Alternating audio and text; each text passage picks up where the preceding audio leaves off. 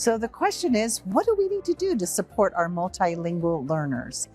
And it's very important in a state like yours. We know that we have students from diverse populations, and you've heard all of this about the science of reading.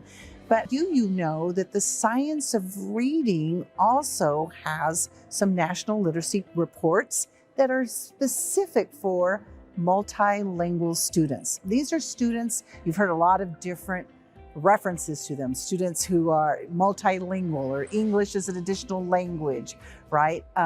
Or emergent bilinguals.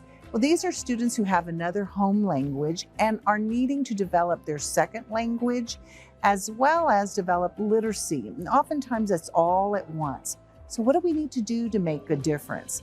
What we need to do is be very strategic in how we teach.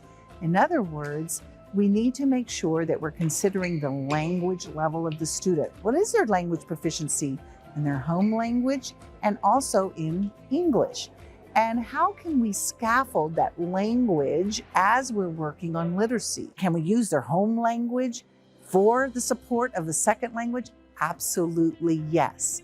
And what we know from the National Literacy Panel for Language Minority Children and Youth is that those pillars that you know about from the science of reading, those evidence-based practices of phonological awareness, phonics, fluency, vocabulary, comprehension, they apply to these students who are multilingual.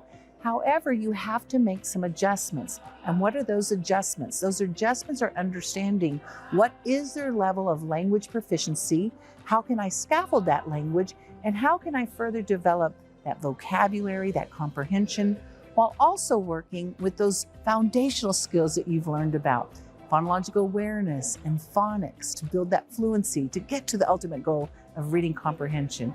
But you must know that the cross-linguistic components, using what they already have and making that link to another language. And every teacher, no matter what credential you have, every teacher should have that knowledge about what do they know and how can I capitalize upon that in a systematic, explicit manner that's still very authentic to these students. And it recognizes them. It recognizes their culture and their language, their linguistics. So we say be culturally and linguistically responsive.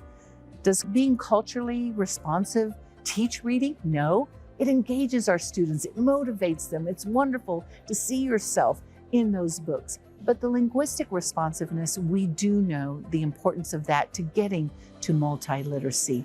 So the recommendation I would give is make sure that you're systematic in that approach, that you think about language in everything that you do, and that you have language goals and literacy goals, and you make those connections and really capitalize upon what they know. But that means you have to understand a little bit about the structure of their home language.